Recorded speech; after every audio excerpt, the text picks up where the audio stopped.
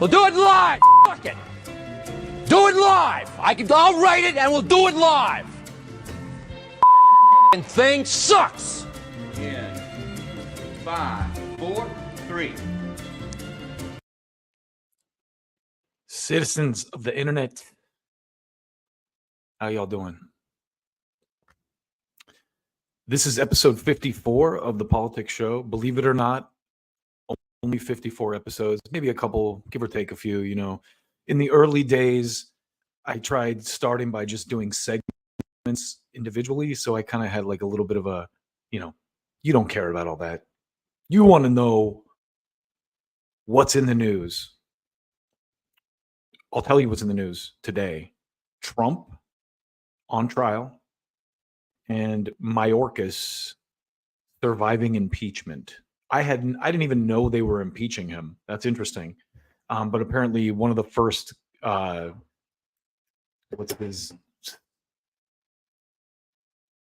title? Homeland Security. By the way, I like a lot that the Republicans in the House are impeaching the head of the Department of Homeland Security. I think that's fantastic because that, as you're going to see in the content I have prepared for you today, that is probably the biggest problem this country has. And if you're watching out there, FBI, CIA, this one goes out to you.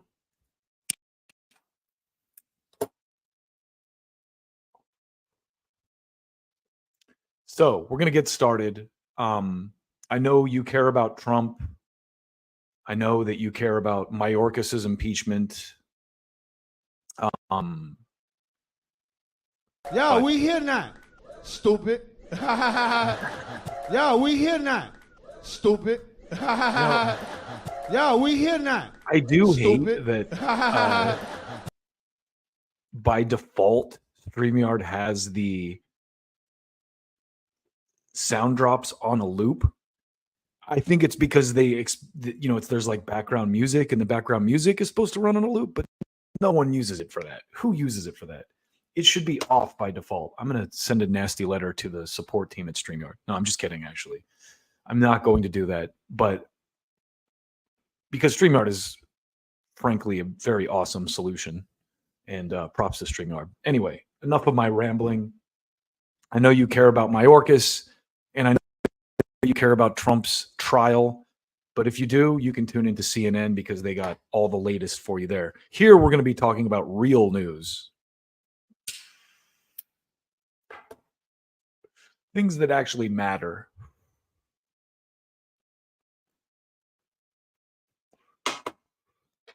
And as you can see, well, maybe you can't, but the media's job is not to inform you about anything.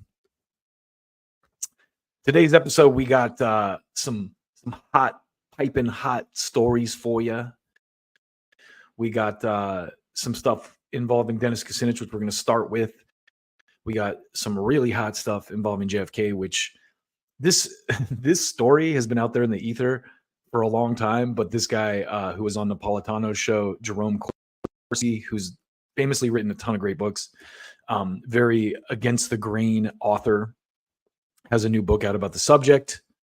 But let's kick it off with Dennis Kucinich was recently on the Tim Pool show, and he had a lot to say, and I encourage you to go watch the whole thing. Tim Pool, again, I disagree with Tim Pool's takes sometimes, but I give that guy loads of credit for having absolutely great conversations.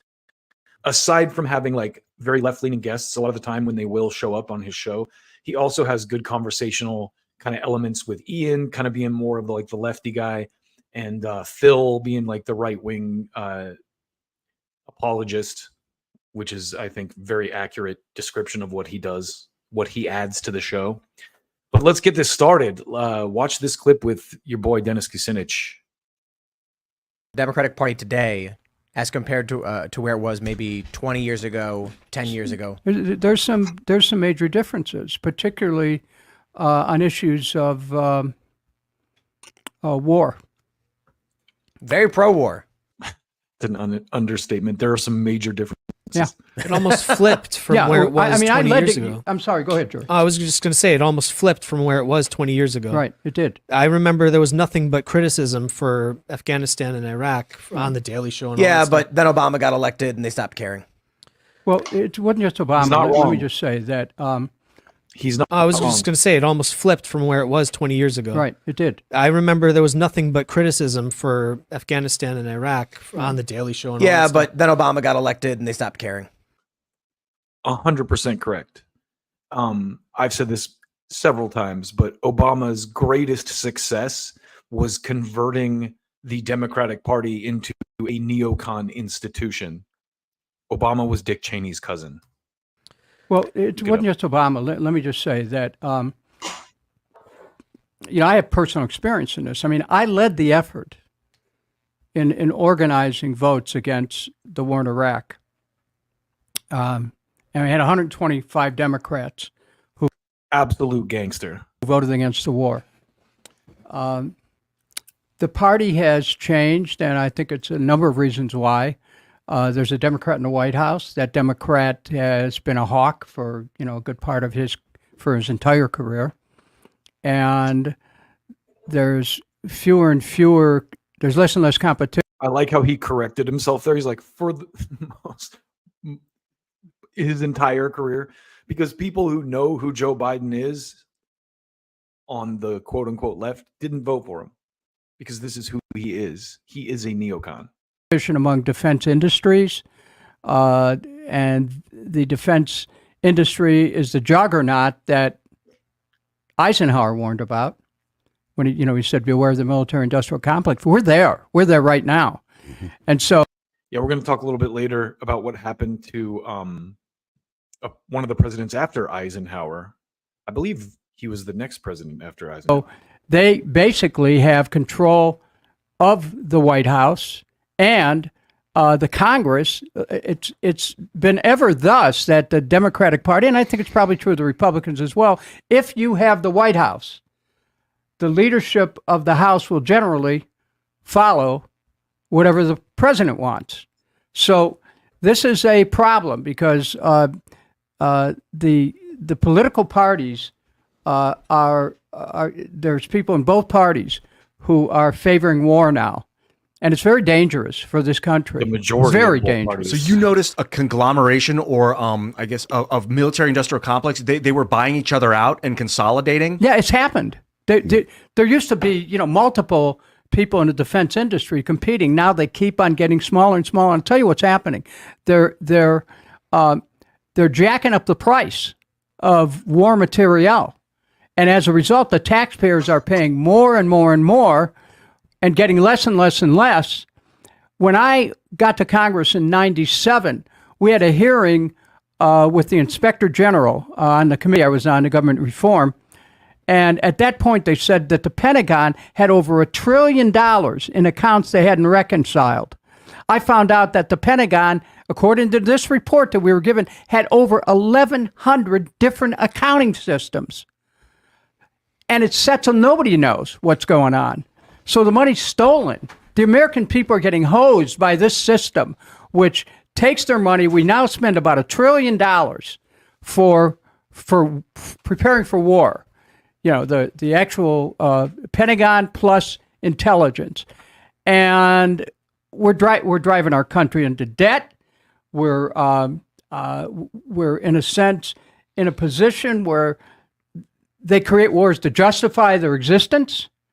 This is insane, really. And there again, when you have wars, when you have endless wars, or you participate surreptitiously in war, you start to you sow the seeds of the destruction of a nation. I mean, you look at the history of ancient Rome. See, I've been trying not to interrupt and just let the man speak, but this is the kind of left that I belonged to. And this is kind of why I wanted to kick off with this, because the question that they ask him right out the gate is, how has the Democratic Party changed over the last? And I believe Dennis is running as an independent in this cycle, which is smart because he'd be crushed by the party apparatus if he tried to run within the party again. I think he talks about it in this interview, but I'm pretty sure they districted him out of Congress when Obama was president. He was one of the few people in Congress who actually opposed the militaristic nature of the Obama administration. The rest of the quote unquote left and the Democrats became neocons. We're repeating the same things. Empire, 800 bases, at least, around the world, intelligence operatives everywhere, dictating policy in one place and another. You know, that's not what America was supposed to be about. Yeah, I feel like they use the liberal economic order, which, you know, the military industrial 1949, they set it up and they used the United States as the figurehead because it was the greatest and the wealthiest country on earth. No, the reason we were destroyed after World War II. We weren't destroyed. We were still powerful, but also because of the ethics of the state allowed us to become the most powerful, quickest pivoting, moving, awesome place. But it's not built to be a war machine. It's a liberal, it's supposed to be a place of thoughts and ideas. And it. So very eloquently put there by Ian. In the next clip, man, Phil just exposes it. He disagrees that the U.S. was like the hegemonic power, and then he cites World War II as the example as to why. And you know, there have been tons of wars since World War II that didn't involve the U.S., but arguably we are one of the biggest destabilizers in the world since that period. I mean, that's just undeniable. So anyway, this next clip, Kucinich says something that's so profound about how we get death by installment. So just listen to this conversation. You know, I think I cut out most of the stuff with Phil, but he's the one who obviously interjects when anyone says anything critical about the United States.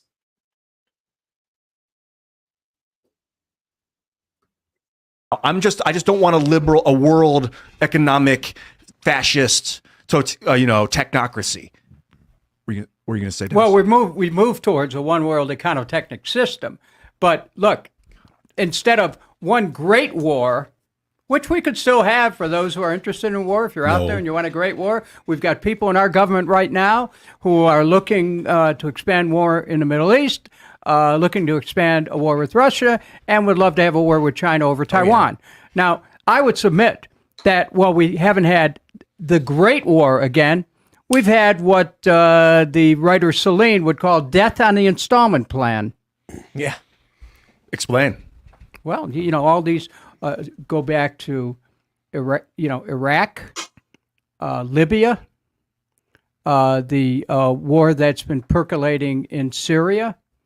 We now have Yemen. And all these wars are at least 1 million people. But if we want to keep going back, I mean, Afghanistan. Yeah. Right. We can go back further. You've got you had conflict in Europe, but you've got obviously Bosnia, the Koreas. Argentina. Right. You got the Koreas. Vietnam, very obvious ones. Lately, we've been saying, like, when did World War III begin? Israel, When is World War III this, that? I'm like, maybe we've just been in 100-year war. And it started in 1914. It started in 1913 when the Federal Reserve took control of the country, basically. They set us off into the Great War. Then it went just parlayed into World War II. That's then the Cold War. Well, let me finish. Then the Cold War was just an extension of this global conflict arms race. And then now Afghanistan. It's like the U.S. has been the belligerent for the last 30 years. No, because you're talking about stuff that... No, the U.S. has definitely not been the belligerent for the last... Man, I like and respect Phil. I like his music. You know, no disrespect, but it's like this childlike ignorance. I wouldn't even call it ignorance. It's like a childlike. Maybe it is ignorance. Ignorance is bliss. But it's like I just want to like pretend that all the stuff he just said isn't valid, and a lot of the stuff that Ian's talking about there dovetails comfortably with the kind of like media conglomeration that started with what's called the OWI, the Office of War Information, during World War I. So as this machine kind of like continues to grow, you see the consolidation of the media apparatus of it too. That is the propaganda, you know, the stuff you can take a propaganda at. So let me let this finish because Phil is just ridiculous. He's the guy. But again, I love that Tim has this level of a diversity of opinions. It's like kind of what Bill Maher's show used to be. before he became a complete and total neocon. But I think Bill Maher's show is also a Hollywood thing, so the bar of entry is a lot higher, and it's much more interesting when it's, you know, just some regular people talking about it. Is really, especially when you're talking about World War I and World War II, it's really focused in Europe. Like what happened with World War I was like the end of like. Exactly. It was focused in Europe. So why the hell did we get involved, Phil? And that's what I'm talking about with I mean, you can look all this up. The Office of War Information that was started in the World War I era, its sole stated purpose was to make Americans feel like they had a stake in wars abroad. It's literally a construct of the security state apparatus. And, you know, of course, he buys it all, but because he's naive and a little bit of a simp. But let's keep going.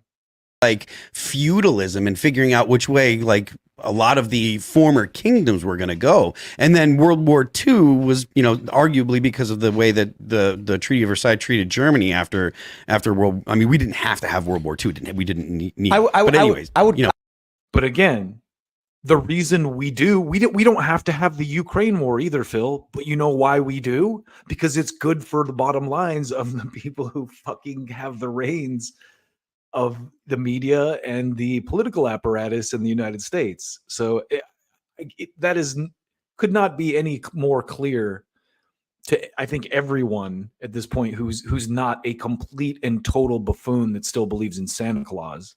I would clarify that and say I think that was how Hitler was able to rally people by saying, "Oh, look at us, we victims." absolutely. Now listen to this. This is the part where these guys display what I like to call slosa, or a stunning lack of self-awareness. Now listen to what he says about Hitler and the Nazis. Victims. Absolutely. But you had a guy to rally people by saying, "Oh, look at us, we victims." Absolutely. Now he can see that dynamic at play with the Nazis, but not with the current state of the Middle East, where anyone who says anything critical about Israel is an anti-Semite. We victims. But you had a guy whose brain was fractured, 100%, who was seeking to gain power. 100%. I suppose you couldn't have, just generally speaking, probabilistic without the Treaty of Versailles. But we need. Kucinich makes some great points about how the Democratic Party has evolved and how the country has literally become a war machine. And then Tim and Phil there display some slosa, some stunning lack of self-awareness by talking about the Nazis saying "we victim" and then completely using or playing into the anti-Semitism thing. Now, I'll give Tim a little bit of credit. I think he's a lot better than like a Ben Shapiro on that kind of thing. But it is funny to watch these conservatives who are always like free speech now go like, from the river to the sea is hate speech. And it's pretty hilarious. So now I think I'm going to flip these segments around, because I was going to do a segment next about John F. Kennedy, but I think that it's, you know, given the theme of the conversation between Tim and his crew and Dennis, I'm going to jump to this Vivek thing, because I think it's a good, like, kind of post-partisan thread to weave, or a, you know, I guess like needle to thread, however you want to say it, because it shows the commonalities between people on the right and people on the left, like Dennis Kucinich. So let me go ahead and tee up this piece with Vivek first. So in this bit, he's talking about Russia, and I think his take on Russia is really interesting, and it's worth hearing. This is from Glenn Greenwald. So look, I mean, I think there's a lot in that question. I don't know where you and I land on some of these views. I think China is an absolute adversary of the United States. I think China's long-run goals are to undermine the United States, not militarily, but through other means, increasing our dependence on China for our modern way of life. That's something that I reject. I think. Okay, let's stop right there for a second. Now, I agree with him in that statement. Of course, any country is an economic adversary, including China. But this whole thing about China trying to make us economically dependent, that's not China. That's all us. That's all profit-driven business trying to cut, costs by outsourcing to China. And so this dependence on China that we have, I love when these people try to pretend it's like a thing China's trying to do to subvert us. It's not. It's us doing it to ourselves. Like just like Kucinich is talking about with the war machine and stuff, we allow things to be done in our name that are completely counter to our own interests in the long term, because there's a bunch of fucking psychopaths who just want to make a buck at the helm. Anyway, I'll shut up and let Vivek talk. One of the things that I do stand for that the U.S. should be doing is reducing our dependence on critical areas, from semiconductors to pharmaceuticals to, you could even think about other areas. Our military industrial base should not depend on an adversary to provide it. And that's the situation that we're in. And so I look. And why does it, Vivek? Why does our military industrial base, does it really depend on China? Yet for microchips and stuff, probably. Why does it? Are we getting drones made in China? God. See, this is idiocracy at its finest. Well, we need to save money, so let's outsource our military equipment construction to China. Oh my God, this is how retarded. And I should have gone into the weeds on this before I went live, because I don't even know for a fact that that's what's happening, but I can almost guarantee you that it's true. And let me just Google it real quick. Military equipment. Okay, hold on. U.S. military equipment made in China. Google sanctions, U.S. defense sources from China. American security project. Trouble with trust. U.S. military comes to grips with over-reliance on the. So yeah, he's not even wrong about that. And this is just how ridiculously belligerent and unwieldy our country has gotten. We're supposed to be scared of China, and yet we're outsourcing weapons manufacturing elements for the military to China. I mean, how easy would it be for them to sabotage that? Oops, we fucked up on your drones. Sorry, guys. It's like, this is so stupid. But let's keep going. Look at these things strategically from what stands in the U.S.'s interest. You brought up Russia. I think that we're driving Russia further into China's hands as a consequence of our own broken policy. So even many. And okay, I just want to break from this for a second, because say what you want about people like Vivek. I disagree with him on a lot of stuff, but you have to give the guy credit. He's making very clear and salient points that are in the favor of the interests of the United States. Our interests as a country, we never talk about that. Republicans who will agree with my, I would say, tough posture with respect to dependence on China are committing the very mistakes that further strengthen China by driving Russia further into China's hands by isolating Russia. My view is we should totally reevaluate that paradigm and that worldview and take a look at the fact that maybe if we reopened economic relations with Russia, maybe if we reopened diplomatic relations with Russia, I believe we would be highly likely to secure not only a peace deal in Ukraine. Trump said it first. Why can't we be friends with Russia? I mean, come the fuck on. I'll tell you why. You know why. I don't even have to rant about it.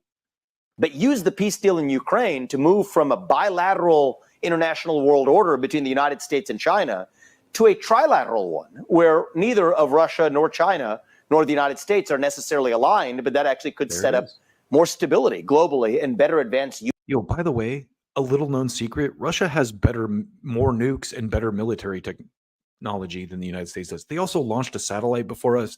We want to pat ourselves on the dick and act like we're the best country in the universe. Oh, we're so awesome. We're number one. Yeah, we're not number one, especially not now. U.S. interests as well. And in that scenario, China's going to have to think twice before it goes after Taiwan, because Russia's no longer in China's camp. And so that's a complete subversion of the current foreign policy doctrine.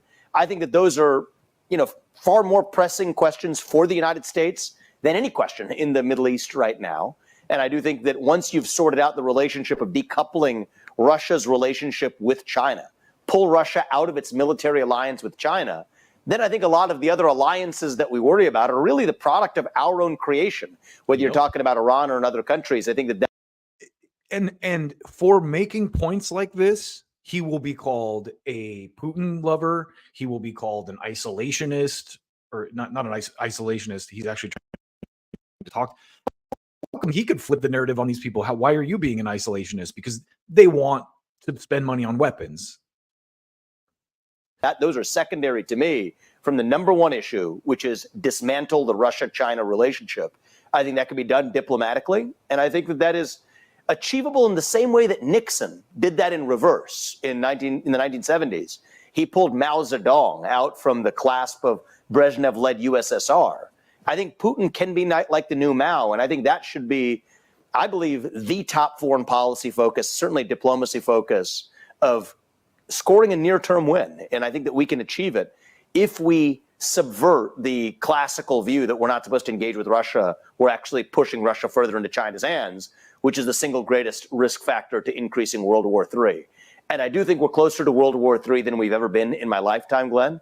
And I do think that dismantling that Russia-China alliance, that's really where my focus is, more than anywhere in the Middle East, that actually restores, I think, at least a level of equilibrium that is unlikely to lead to further escalation to World War III. What about that didn't make sense? That is very clear, concise, fantastic take on our foreign policy that you are not the only, similar to Dennis Kucinich's, honestly. There's one more clip from this that I would like to play. And I realize now, you know, I try to squeeze these streams in whenever I can, but I know Jimmy's live in 30 minutes. I'm like, oh shit, I gotta go watch Jimmy. But I also got to get these. What I would like to be doing is doing these later in the evening. But you know, whatever. It's neither here nor there. Watch this. In this clip, Vivek talks about how basically the isolationist thing, how they're kind of using the term isolationist as a smear to people who have a difference of opinion on that. Absolutely. Yep. Because this is just so important, people forget it. There's a temptation now, and I think it's sort of a weird perversion on the American right, that in the same way on the left, you used to hear the word racist and ist at the end to silence debate. That's become effectively isolationist is the new racist, if you know what I mean, on the right, to silence debate about the very questions that we're talking about here. George Kennan, however, he was the architect of realist policy that brought us to the end of the Cold War. Before his death, in the late 1990s, he said that the single greatest policy error of the United States was increasing, in the post-Cold War foreign policy, was NATO expansionism in the post-Soviet era. There it is. See, so this is not some sort of isolationist George Kennan saying that the United States should disengage in all respects, diplomatically and otherwise, from the world. It's looking at this through the prism of U.S. interests, pushing Russia into China's hands, or looking at this through the prism of U.S. interests. Now, currently, the prism of quote unquote U.S. interests is the fucking companies that make weapons. So that's their prism of U.S. interest. It's not of like the greater good of the country. It's how much money can we make from this conflict. China into Russia's hands was as bad of an idea during the Cold War as it is in the post-Cold War era. And yet I see much of the, I would say bipartisan, but including neoconservative establishment, dismissing that kind of talk as calling it isolationist in the same way that the left will talk about mathematics or whatever they don't want to talk about as racist. And I think in some ways both sides are guilty of using this labeling exercise as a way of stifling actual debate on the merits. It's just different topics that are considered the third rails that you can't touch. Yeah. 100% correct, Vivek. 100% correct. So I'm just going to switch some of my bits around. I have this piece I want to do on Kennedy, but maybe I'm going to save it for later. And I had it as second, in my roster, but maybe I'm going to save it for later. I know no one's watching right now anyway, because everyone's watching Jimmy, probably, if he's live right now, unless he went live early. Anyway, it's neither here nor there. Point being, Vivek here makes some fantastic points about the foreign policy goals of the United States and how they should actually represent our interests as a country. And making Russia and China work together to subvert us, forcing that, in fact, is not in the greater, best interests of our country as a whole. Now, an ongoing war in Ukraine is in the best interests of someone, and I think we're going to get into that next, actually. We'll save Kennedy for later. So, moving on to our next segment here. This one is a banger, and it is called Ukrainistan. And I came up with that term Ukrainistan recently when I was thinking about the nature of Ukraine and how it kind of kicked off as we were drawing down from Afghanistan as a new sort of money laundering op, if you will. So we're going to continue with the wisdom of Vivek here, since we were already on that thread. And I'm going to show you what he had to say about the current state of the war in Ukraine, because he made some fantastic points. And again, say what you want about this guy, call him MAGA, call him whatever. I like a lot of what the guy has to say. A lot of my more conservative friends will say, oh, well, he's a big pharma billionaire, whatever. Fine. What are his takes on COVID? I think they're pretty solid, actually, despite his pharma, he came up through a pharma product. I don't think he owns that company anymore. Maybe he does. I might be misspeaking. Whatever the case, I don't give a shit. He makes a lot of sense on these types of issues. And these are the kinds of people I want to have in politics, whether they're on the quote unquote right or the left. Vivek is making the same points Dennis Kucinich was essentially making on foreign policy. So anyway, watch his take here on Ukraine and the money for it. It's very, very solid. Was going to achieve in Ukraine that the first $100 or $200 billion did not. To be clear, I was against the first $100 billion. I was against the first $200 billion. I'm also a guy who is pragmatic. I don't believe we can change the past. I guess they call that a pragmatic view, if you will. But going forward, one of the things I would ask to even people who did support it, looking to change minds, is what will that next $100 billion do that the first $100 billion didn't? We have not gotten a good answer to that question. But even worse and more appalling, Glenn, is the fact that that question has not even been asked by any serious Republican in the United States House of Representatives or in Congress. I take some people who actually opposed the first, some have been vocal about this. There are lone voices that have maybe pointed it out.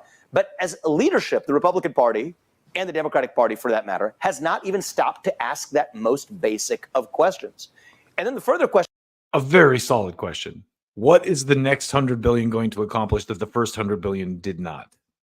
Well, it's going to get Biden across the finish line is probably what they're thinking.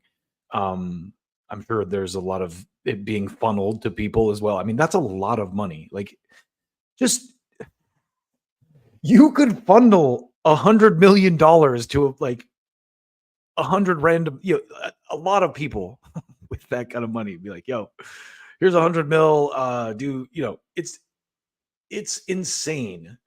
And that is such a great question. What is the next 100 million going to accomplish that the first 100 million did not?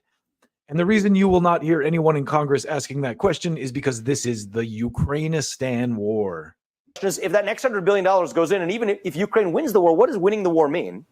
We just need it to go on for like 20 more years, Vivek. Nobody's defined what victory looks like. And even if victory is achieved, what is the rebuilding effort? Is this just the beginning? Nobody has defined what victory looks like. Much like Afghanistan, there isn't supposed to be a victory. There's supposed to be a miring of forces that we keep endlessly dumping Resolute money into, and until everyone in Ukraine is dead. Who knows? Of a multi-$100 billion, if not trillion-dollar investment to then rebuild a nation. We've had that experience in the past, and so that's a great point too. Okay, this is the thought I had when he brought that up is look at I've showed this graph before about all the foreign policy money that the U.S. has dumped into countries since like 1948 or whatever. since the Marshall Plan. And what I think is fun when he brings this up is I think this is in some ways going to be worse than Iraq because the stakes are even far. there's a pattern of us going into these countries. This is going to be worse than Iraq, and just blowing the shit out of them. And that's when the real funding starts. I mean, I don't know how much we're still dumping into Iraq right now. I'm sure a lot, but Afghanistan, I'm sure we're still dumping money in there somehow, even though we're not technically in a war there anymore. But I'll let him finish. Bigger for global conflict with the nuclear superpower on the other side. Failing to learn the lessons of our failure of endless engagement in Iraq, we're actually signing up for even worse risks and consequences this time around. So, yes, and Vivek, why would we do that? Why do you think that we would get ourselves mired in a conflict like that has no end and no goal? Let's start with this. This is an article from PBS NewsHour, and it's from 2023. It is from, I think, November. Let me look at the date. It's kind of small. Oh, July 18th of 2023. And the headline of this is, remember, Putin invaded in February? Major U.S. firms supplied equipment to keep Russian oil flowing after Ukraine invasion. And let's read about those firms and who they are, shall we? All right. So, major American providers of oil field services, that's a very niche market, supplied Russia with millions of dollars in equipment for months after its invasion of Ukraine, helping to sustain a critical part of its economy, even as Western nations launched sanctions aimed at starving the Russian war effort. The largest, SLB, formerly Schlumberger, maintained and even slightly grew its business after others eventually departed it. It announced on Friday it would stop exporting equipment there as the Associated Press prepared to push a report on the company's Russian operations. So the McCarthyism hadn't quite hit them yet. But let's read on. There's going to be a surprise guest in this article. I'm sure you're going to be excited. Russia imported more than 5,500 items worth more than $200 million from top 5 U.S. firms in the sector, led by SLB, Baker Hughes, and Halliburton. Ooh, when you see this kind of news, it makes you wonder if Dick Cheney is really genuine. Dick and Liz Cheney are really genuine when they call Donald Trump the worst threat to democracy our country has ever seen. Doesn't it? When you know they have a vested interest in this war, when their company is making some cash off of it, it just really, I don't know. Maybe it's me, but I kind of question their motives of becoming so anti-Trump and in the way that they are. So let's finish this. In the following year that the invasion began in February 20th, that's according to customs data obtained by B4 Ukraine and vetted by the AP. The technology helped keep some of the world's most challenging oil fields operating in a sector that provided nearly half of Russia's federal revenues in 2021. Baker Hughes and Halliburton wound down their Russian operations several months after the invasion, but until last week, SLB still sold technology there. And I didn't really look into that company, but SLB, a global technology company, what do they do?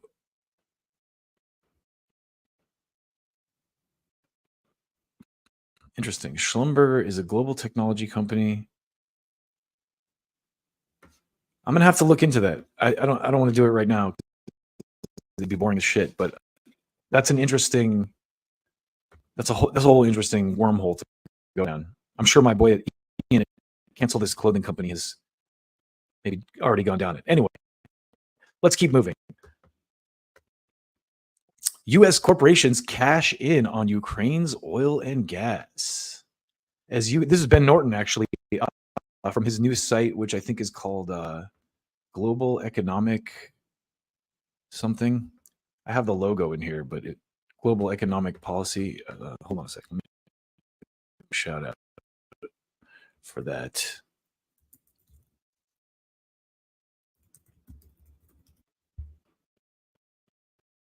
This Ukraine Halliburton thing. Oh, sorry. It's Geopolitical Economy Report is the name of Homeboy's publication. That's the logo up here. That's a tough one to remember. Geopolitical Economy Report. And I may have had my disagreements with Ben Norton in at certain times, but he does do good work. So we got to give credit where credit is due. This was published in April 28th of 2023, so almost a year ago. As Ukraine sells off public assets in a privatization spree, U.S. fossil fuel corporations like ExxonMobil, Chevron, and Halliburton are in talks to run its oil and gas industry, and the IMF is imposing the Washington Consensus. And that's very interesting. Let's read a little bit. As the war in Ukraine drags on, the government is selling off state assets in a big privatization spree. U.S. fossil fuel corporations like ExxonMobil, Chevron, and Halliburton are participating in discussions to take over the Eastern European nation's oil and gas industry as Kyiv pushes to increase production to replace Russian energy exports. This comes soon after Ukraine's Western-backed leader, Volodymyr Zelensky, sent a friendly video message to a U.S. corporate lobby group thanking companies like BlackRock, JP Morgan, Goldman Sachs, Starlink, and promising big business for others. In September, Zelensky also symbolically opened the New York Stock Exchange, announcing that his country is open for business, offering more than $400 billion in public-private partnerships, privatization, and private ventures for U.S. companies. Now, I think some of my more how would I say this? Hawkish followers here, they may say, hey, how is this not good for the U.S.? It's good for the economy. Maybe it is, but war and people dying from it is not good, I would argue. And so let's move on to this next slide here. And the Ukrainian government, here, let me enlarge this for you so you can actually read it. The Ukrainian government has used the war as an excuse to ram through some of the most aggressive anti-worker laws on earth. The director of the Kiev-based workers' rights NGO Labor Initiatives warned of a full-scale attack on Ukraine's labor rights, writing in a German government-funded journal that the war cannot be used to justify stripping workers of their rights. In an attempt to bring an end to this war, China has taken the lead in advocating for peace talks. Brazil's President Lula da Silva has backed Beijing's efforts. The West, on the other hand, has vociferously opposed all attempts at diplomatic negotiations and instead pushed to escalate the NATO proxy war on Russia, sending fighter jets and tanks to Kyiv. Ukrainian officials, meanwhile, are treating their country as a for-profit company, frequently traveling to the United States in search of lucrative business opportunities. So that pretty much lays it out for you in very clear terms what this war is about. And it ain't about democracy. It ain't about Russia. These people know that Putin isn't trying to take over Europe, even though they say that he is, because that level of hysteria will continue to drive weapon sales. And it's so clear. And I don't see how anyone, who's really paying attention could not see that clearly. So I want to kind of cap this off by showing you this clip I love to show from an Atlantic reporter on Bill Maher a while back, and listen to what she has to say about the Ukraine war. I think that there's the eternal folly that wars are won quickly, which we learned twice that wasn't true recently. And I think that the Russian engagement in Ukraine. We learned twice recently. So I'm sure she's talking about Iraq and Afghanistan. Did we win those wars? I mean, how do you define is going to last for many, many, many, many, many years to come, weakening that state considerably. Yep. And it's terrifying. I don't know. Okay. A school principal. She sounds terrified. Many, many, many, many years to come, weakening that state. Last for many, many, many, many, many years to come, weakening that state considerably. And it's terrifying. I don't know. Okay. I like how she ends that with, I don't know. Very great way to end that statement. Even though it sounds like she she knows. So I want to cap this segment off by showing you one of my personal creations while I take a quick break. And this is a remix I did of Max Blumenthal giving a speech a while back at the UN about the Ukraine war. And I kind of sampled the Gray Zones intro music and made a pretty sick beat and mashed his vocals over it. So I'm going to play this as we go into our next segment, which actually features Max's wife, Anya, and involves the current escalations in the Middle East. So enjoy this for me, and I'll be right back. Describing to you, which sees Washington prioritize unrestrained funding for a proxy war with a nuclear power in a foreign land while our domestic infrastructure falls apart before our eyes, exposes a disturbing dynamic at the heart of the Ukraine conflict. An international Ponzi scheme that enables Western elites to seize hard-earned wealth from the hands of average U.S. citizens and funnel it into the coffers of a foreign government.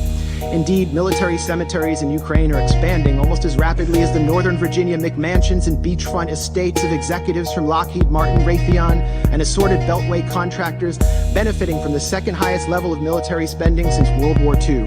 These are the real winners of the Ukraine proxy war. These are the real winners of the Ukraine proxy war. The Biden administration not only knows that it cannot track the weapons it's shipping to Ukraine, it knows that it is escalating a proxy war against the world's largest nuclear power and daring it to respond in kind. A soldier complained this month to Vice News, "We don't know what Zelensky's plans are, but, quote, it looks like the extermination of its own population, like of the combat-ready and working-age population.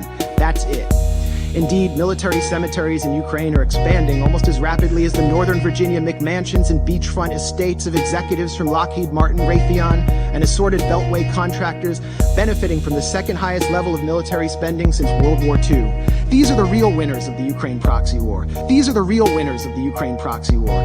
Senator Lindsey Graham has offered a much more grim and more on-the-mark rationale for supplying Ukraine with billions in weapons. As the senator boasted during a recent visit with Zelensky in Kiev, the Russians are dying. It's the best money we've ever spent. And Graham has also said that Americans are ready to fight this war down to the last Ukrainian. So while military-age Ukrainian men are ripped off the streets by military police and sent to the front lines, the financially and politically connected architects of this proxy war are planning to walk through the revolving door to reap unimaginable profits. Military cemeteries in Ukraine are expanding almost as rapidly as the Northern Virginia McMansions and beachfront estates of executives from Lockheed Martin, Raytheon, and assorted Beltway contractors benefiting from the second highest level of military spending since World War II. These are the real winners of the Ukraine proxy war. These are the real winners of the Ukraine proxy war, to reap unimaginable profits once their time in the Biden administration is over. For them, a negotiated settlement to this territorial dispute means an end to the cash cow of close to $150 billion in U.S. aid to Ukraine. These are the real winners of the Ukraine proxy war. These are the real winners of the Ukraine proxy war. These are the real winners of the Ukraine proxy war.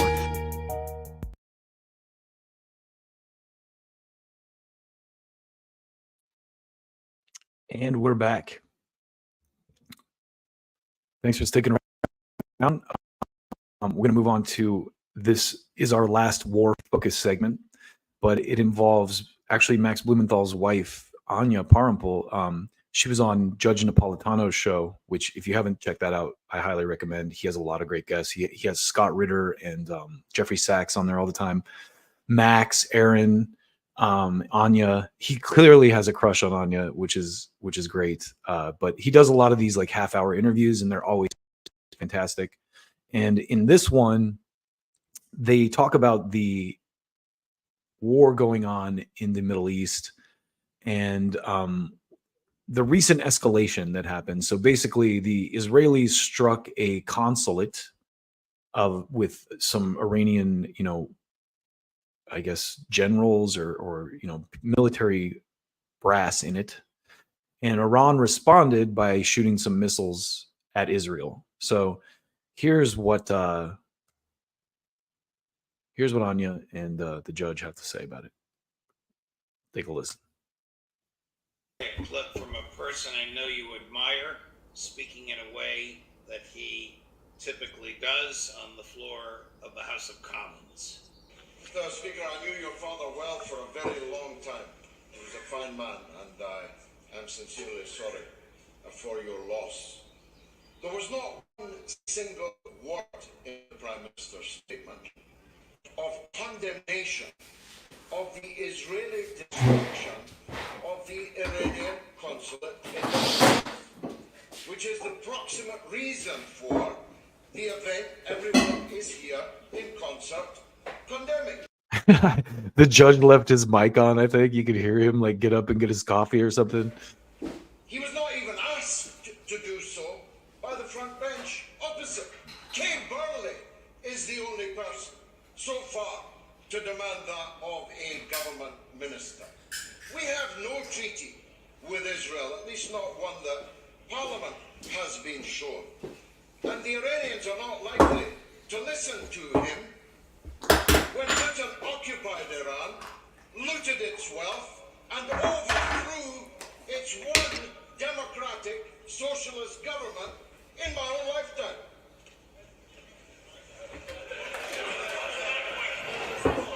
They all stood up to clap right there.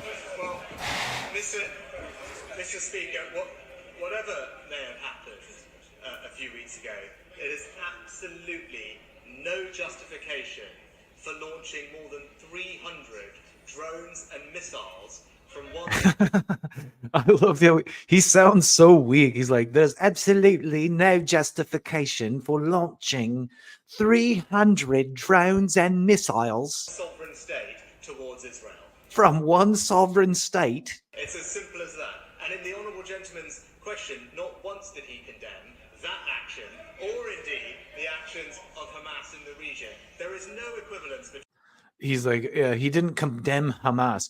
He might as well have just ended this with, he might be an anti-Semite. I don't know. Whatsoever, and to suggest otherwise is simply wrong. You have to smile from ear to ear whenever you hear him. And I gotta tell you, I didn't recognize him at first with that hat on that he always wears. But I'll let you take it from there. We also have David Cameron, which will raise your blood pressure, making a similar argument to the Prime Minister. But go ahead, please, Anya.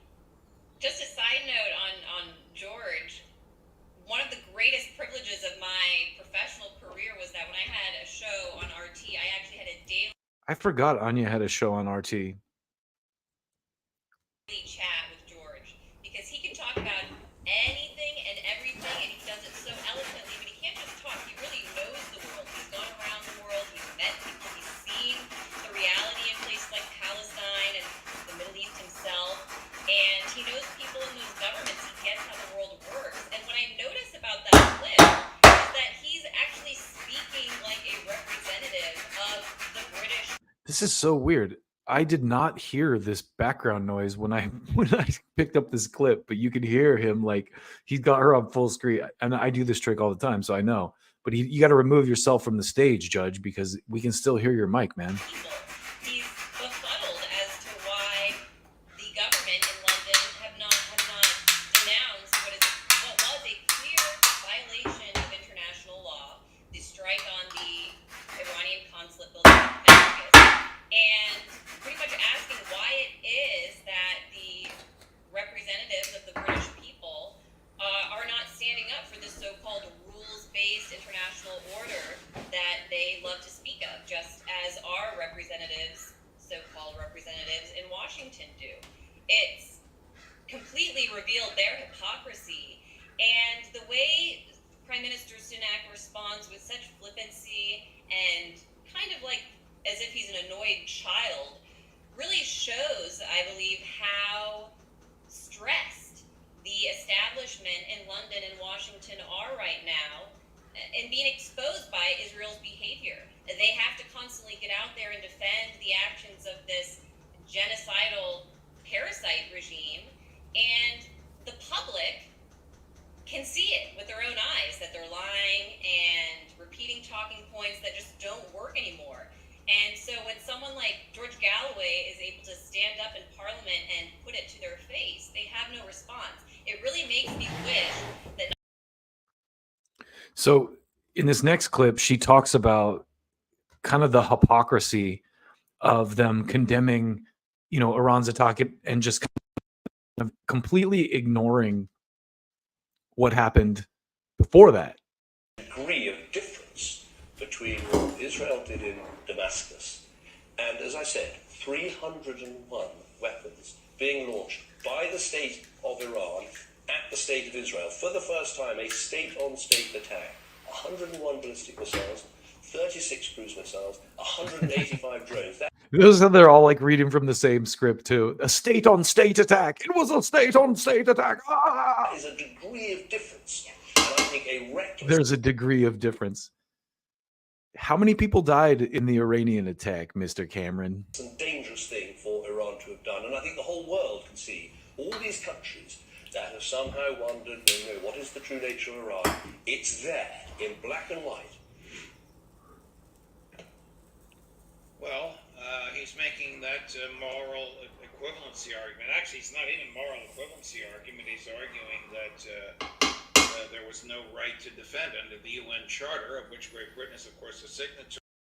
All right, I got to apologize because I said that it was the judge, and it's probably me that had I must have hit the wrong record button or something because I can hear background noise. So I'm gonna have to fix the sound on this when I cut it out. But anyway, I accuse the judge of bad production and always assume I'm the problem when there's bad production. A member nation has every right to retaliate. The Israelis killed innocent civilians, attacked an internationally immune target, a consulate. The Iranians didn't kill anybody and attacked only military targets. Yeah, absolutely. And what did you notice? What I noticed while watching the coverage of Iran's strike this weekend was that immediately on Iranian state TV, when they announced the launch of these drones and missiles, they cited the article in the UN Charter that justified their action. I mean, when have we ever heard an Israeli official come out and explain when they say that they have the right to defend themselves, the right to exist? We hear these broad statements without any concrete reference to international law constantly from Israeli officials, and in Washington and in London, as I mentioned, we hear about the rules-based international order, but we never hear them actually cite those rules when they're taking their action because of... So she makes a great point there about how we always talk about the rules-based order, but the Iranians actually cited the UN Charter or the UN rule that allowed them to retaliate to an attack on their consulate. So whether you agree with it or not, they also didn't kill anyone. They targeted military operations. And what this reminded me of, and I hope this clip works because the last one was recorded terribly, is there was a drug PSA in the 80s and 90s where a dad comes to this kid with drugs and he's like, "Where'd you learn how to do this?" And he's like, "I learned it from watching you." All right. And it's kind of like the same thing with Israel. It's like what they're doing right now is everything the United States did after 9/11. Just a completely unhinged, belligerent response to something that should have been a lot more cool and calibrated. And let me just cap this off by showing you that PSA because it's a great one. It's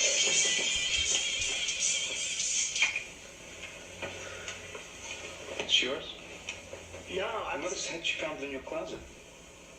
I don't know. When I died, was lost of what? Look, Dad, it's not. Where did you get it? Dad, answer me. Who taught you how to do this stuff? You, all right? I learned it by watching you. Israel's the kid and America's the dad. Parents who use drugs have children who use drugs. Parents who start meaningless wars have children who start meaningless wars. All right. Now for the good one. Not the good one, but they're all good, of course. But this next one, we're going to talk about the assassination of John F. Kennedy. And at this point in time, it's pretty undeniable that Oswald did not kill John F. Kennedy. And there's this guy, Jerome Corsi, who's written quite a few award-winning books, New York Times bestsellers, whatever. And he has put together an airtight case that kind of proves his points here. So I'm just going to throw this on for you, and we're going to talk about it. So in this first clip, I got four pieces of this interview here. This is where he basically says, a memorandum, quote, countering criticism of the Warren report, closed quote, should be seen as prima facie evidence that he has been on target. Dr. Corsi, did the CIA kill John F. Kennedy? Yes, without doubt they did. I think it's proven in this book that they did. And by the way, so think about this. If we had a functioning media, this is like headline news. I mean, how is this not on every, television station everywhere and newspaper everywhere? Now maybe they did report on it and I just didn't look, but it's pretty unlikely that the New York Times did a piece on this guy's book. And it's not up yet, but let's keep watching. Robert F. Kennedy Jr. Just yesterday requested a copy of the book, and I've sent it to him. Conspiracy theorist Robert F. Kennedy Jr. I don't know if you've seen the bit where Tim Dillon and Theo Vaughn are talking about RFK, and they're like, why doesn't he trust the government? Today, so he should be receiving that by Thursday, and I was very gratified to know that he's interested. And we did not ask his cooperation to write it. I'm not asking him to endorse the book.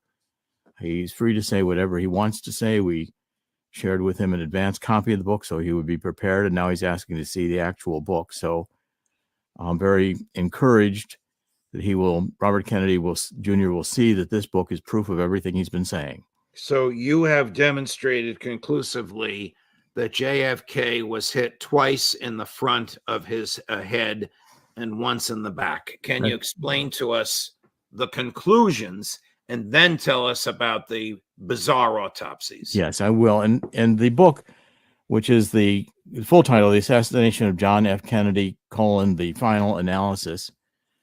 And on the cover, you can see we have both the skull X-ray with 3 arrows and one of the frames from the Zapruder picture, which shows where the shots occurred. Now, this is based on work that Dr. Mantik has been doing. David Mantik has a PhD in physics, and he is also. Can you imagine if the Zapruder film, like, so much about this, and they're going to go into it, but is so crazy. I don't know if you watched the show Mad Men. There's an episode of Mad Men where at the beginning, I think JFK gets killed, and at the end, they kill Ruby kills Oswald, and the camera just pans to I know her name is January Jones. I forget her name in the show, but John Hamm's wife in the show, and she goes, "What is happening?" And then just cuts to the end credits, and yeah, it's that sums it up. So a practicing MD. He's a radiation oncologist. He's been practicing that, reading X-rays for cancer patients for over 40 years. He's still in practice. Dr. Mantik has seen the X-rays, JFK's autopsy skull X-rays, more than anyone else. 9 times. He's done it over 30 years. Most of his actual examination of the X-rays was in the 1990s. And what Dr. Mantik has proven is, number one, the 3 X-rays none of them are originals. They are all copies, and they are all altered. They're forged to hide evidence of frontal shots. Dr. Mantik did optical density measurements of the X-rays, which means he took to the archives a densitometer, which is a scientific instrument that measures the amount of light coming through the X-rays. And for an expert, it permits you to know what you're looking at. Now, this is a long interview. It's not super long. It's like a half hour. You should watch the whole thing, but I just got some of the highlights. And this is basically him kind of laying out the evidence behind his case. And Dr. Mantik has gotten clear evidence that these 3 autopsy X-rays are all forged. Secondly, there's obvious evidence in the X-rays of 2 frontal shots. One hit Jack Kennedy in the temple above the right eye, and in figure 3.9 in the book, you can see that there is a trail of broken up metal pieces from that bullet. The bullet fragmented when it hit the head, and across the right quadrant of JFK's skull, you can see the breaking up of these fragments. They head towards the back. The largest fragment is in the back of Jack Kennedy's head. That's because it largest fragment has the most weight, most momentum. It goes the farthest. And the shot did not exit the back of the head. That's an obvious indication of a frontal shot. The other frontal shot is the one that hit him at his right templar bone, this temporal bone right here before his ear, just in front of his right ear. And it blew out the back of his head, the back right of his head. Now, that shot is the one that violently threw Jack Kennedy to the left and back in the limousine. It happened at a... I went to this bar once in Austin, and I go, "Hey, where's the restroom?" And the bartender looks at me and he goes, "Back into the left, like Kennedy." It took that a minute to register with me, but that's the kind of town Austin Round is. frame 331 of the Zapruder film. The third shot, which was actually the first shot that hit his head, right at the back of the head by the knob in the back of his head, and it was from a low angle. So probably the Daltex building. So I watched this video a while back that was a total conspiracy video, but the guy claims that there was someone in the sewer shooting upward at the car. And he claims that there was a guy who ran out because there was a sewer exit right by this like auto mechanics place or something. And the guy was found there with mud on his shoes and stuff. I don't know how true all this is or if it's verifiable, but that may be another option. This puts shooters in different locations. There's also a shot through the windshield. It's Jack Kennedy in the throat. That's an entrance wound. Windshield was pierced with an entrance wound. Now, this puts shooters on the far side of the Dealey Plaza, up by the railroad yard that's above the triple overpass. That's at the distant shot, far. Second shot, there's a shooter on the grassy knoll.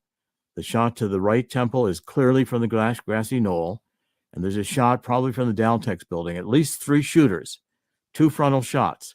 Were any of these shooters Lee Harvey Oswald? No, and none of the shots that hit Jack Kennedy's head could possibly have come from the 6th floor of the Texas School Book Depository. There's absolutely no evidence of that in the skull x-rays at all. So that's interesting.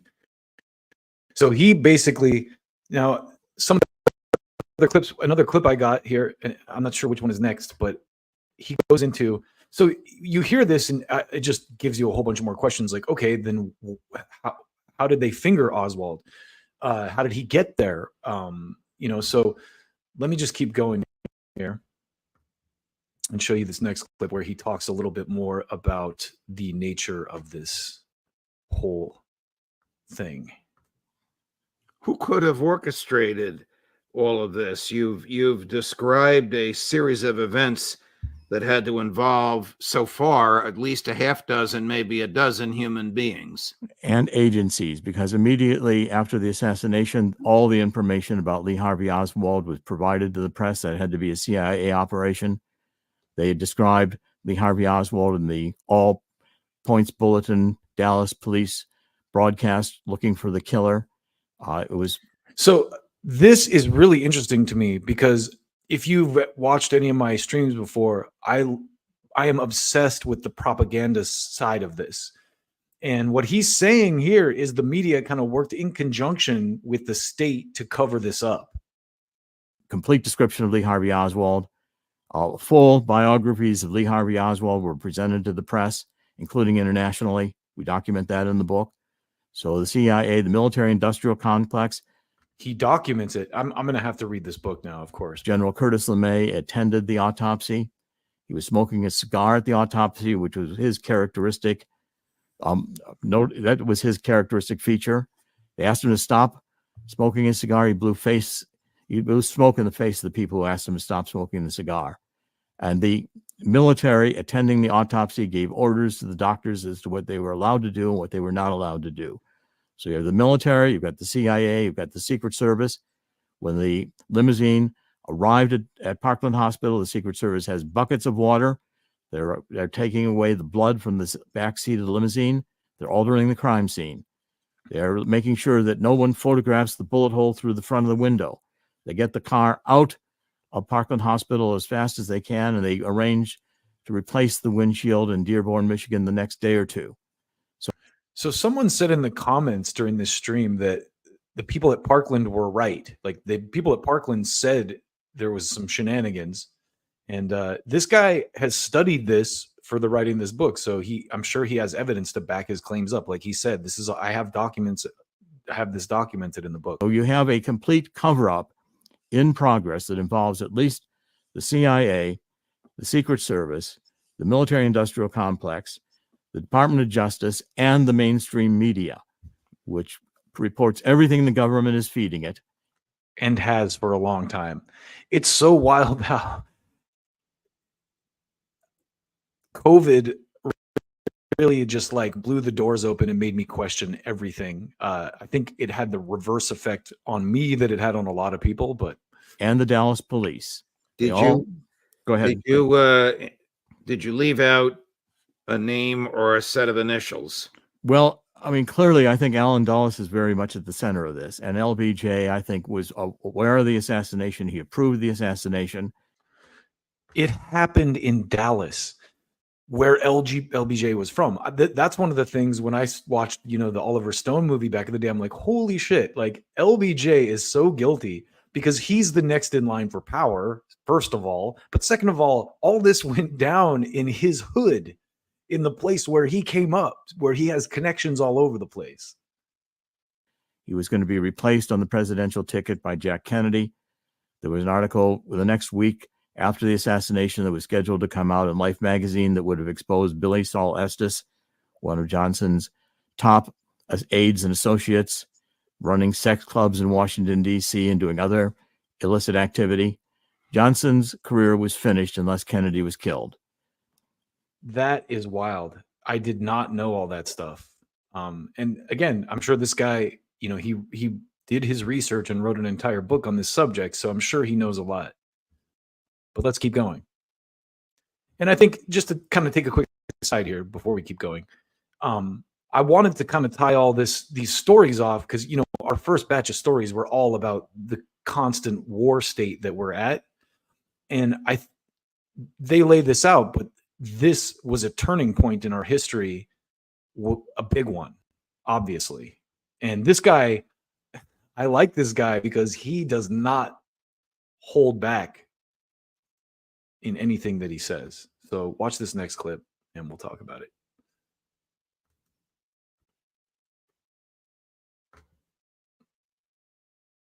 Government agents who have been doing assassinations and coup d'etats, and they decided to do a coup d'etat against Jack Kennedy. Dr. Mantik's examination of the X-rays is forensic proof that's it's indisputable, scientific proof that Jack Kennedy. What we do to other countries eventually gets done here or is being done here. Kennedy was shot twice from the front. What is the most damning evidence here? The X-rays, the doctored X-rays, and let me re-ask it, Jerry. Was Dr. Mantik able to reconstruct the original X-rays prior to the doctoring? Well, what he was able to do is show the doctoring and what it masked, but the doctoring was done quickly and not very professionally. So they put a white patch to kind of hide the back of the head, but the white patch on the right lateral X-ray is different from the white patch on the left lateral X-ray. That can't be. That's not possible. There's all kinds of obvious mistakes that were made, Right. but there is enough evidence in the X-rays to show. I mean, you can see the bullet trail. The bullet that went across the top of the head had to be a mercury bullet because the doctors couldn't remove it. But Humes and Boswell couldn't remove it during the pre-autopsy surgery. And the entry wound of the shot to the right ear is a keyhole wound, and you can see it obviously in the X-ray. That's the kind of wound that you get when a shot hits a head obliquely. And the back of the head, the Harper fragment is gone, and there's evidence of the Harper fragment being gone in the X-rays as well. The optical density, and these are Jack Kennedy's X-rays because the dental records of these X-rays match a pre-mortem skull X-ray that JFK had taken and was archived in the JFK Museum in Boston. So it's his skull. The masking and the alteration of the X-rays, all three is obvious, and the two frontal shots is indisputable. The evidence is in the X-rays. There are So in one of the more kind of conspiracy laden videos that I watched about this subject, this guy was saying that there was a cop in Dallas at the time who looked kind of like Kennedy, and that he was killed, and they used like his body as a decoy, or there's some kind of side story. Now again, entertainment purposes only, all that stuff. Like I don't know how true that is. I know that this guy has spent years researching this topic and put together, a well-backed case for his book, or he wouldn't be putting it out. But there are some other kind of little side stories. Maybe he talks about that in his book. Anyway, in this last clip, they kind of wrap it all up, and it ties into all the other stuff we've been talking about here today. So let's watch it before we go to our last segment. Trump in a private conversation with me, at which I had asked him shortly before he left office when he was going to reveal the JFK assassination files, said to me, if they showed you what they showed me, you wouldn't reveal them either. Who do you think, Dr. Corsi, the they was to whom he referred, and what do you think they showed him? This is so key. So just pay close attention to this one, because I think it was a combination of the national security intelligence apparatus, CIA, probably military intelligence. And I think the main thing I think they're still hiding is that Lee Harvey Oswald had a close relationship with the CIA, continuing even during the day of the assassination. I think Lee Harvey Oswald was there on some kind of an assignment, an intelligence assignment, and he was shocked to see that he was being framed for the assassination. Oswald said things like, I'm waiting for someone to come forward. I need a lawyer. One of the last calls he made was to an intelligence operative who was probably his contact. He became a problem. Enter Jack Ruby. And that's the whole thing behind all this, is it was done so sloppily. Anyway, let's keep going. Told in a press conference that he had been charged with the assassination. He looked disgusted. This can't be. And then he said he was a patsy. I think Lee Harvey Oswald was telling the truth. And I think when that's revealed in the remaining documents, the country is going to finally know that we've been living in a Jim Carrey Truman Show, where the lying government narrative, which is what they do, they construct a narrative, they have a dramatic event, Jack Kennedy's killed, here's the narrative, they blame it on this lone gun assassin, who was probably a CIA operative, and the whole country then gives power over to these intelligence agencies, the military intelligence agencies and the military industrial complex take over. Jack Kennedy.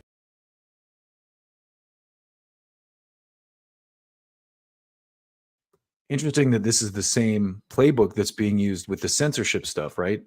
It's the exact same. Well, we got to protect you from the Russian threat. From Oswald was a secret communist working with Russia. Blah, blah, blah. He did not want to go to war during the Cuban Missile Crisis. He had signed an order to pull out of Vietnam. There were billions of dollars going to be made in going into Vietnam. Jack Kennedy, so the day Jack Kennedy was killed was a coup d'etat by the deep state, who have been running the country ever since. And that was the day the country changed. And that, my friends, is pretty heavy stuff. I mean, I think this is stuff that we've all kind of thought about and ruminated on probably since the 60s. It's where the term conspiracy theorist came from. So it's a pretty interesting revelation. If any of this stuff that this guy says is true and his backing is real, which I don't doubt that it is. But yeah, heavy stuff. So we're going to close out tonight with a kind of a funny subject. I like to end off with something funny on a funny note. And I thought this was both actually interesting and funny. And it's comedian Mark Norman on Danny Brown's podcast. And just to introduce these two people for anyone who may not know who they are, Danny Brown is a incredible rapper. He's lyrically great beats. Most people probably know who he is. And Mark Norman is a comedian who's part of the, Joe Rogan circle, but he's originally from New Orleans. So he's a white dude who grew up in a very black neighborhood. And they have a real interesting discussion about white people using the N-word. And I thought it was great. Just Danny Brown displays a lot of wisdom in this clip. So check this out. You liked that a little too much. I wrote this one. Okay. I've known my best friend since freshman year of high school. We're so close. We're basically like brothers. But where we lived, I was the token. I screwed up the clips, man. Maybe I should just do this one next time and get a better clip. You know what? I'm going to do that. I'm going to save this for next time because I did a lot of my clips sloppily at the end and the sound isn't good. And I hate that. That's like my pet peeve. So if you tuned in tonight, thanks again for watching. And we'll see you out there. Take good care of yourselves.